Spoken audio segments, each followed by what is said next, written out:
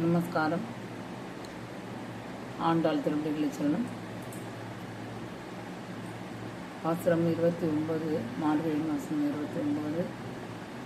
இன்றைக்கி ஆண்டாள் திருக்கல்யாணம் எல்லா கோயில்களையும் நடக்கும். சிற்றஞ்சிறுகாலை பாசுரம் இன்னைக்கு.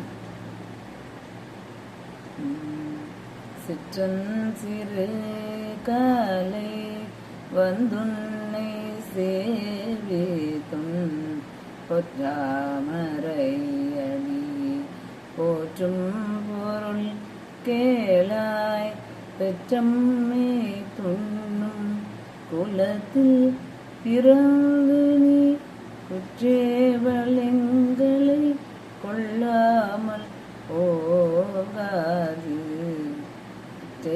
பறை கொள்வான் அன்று காண்கோந்தா எத்தைக்கும் ஏழே பிறவிக்கும் உண்டனோடு குற்றோமேயா மே உமக்கே நாமா செய்வோம் மற்றை நம் காமங்கள் மாற்றேலோ ரெம்பவாய்.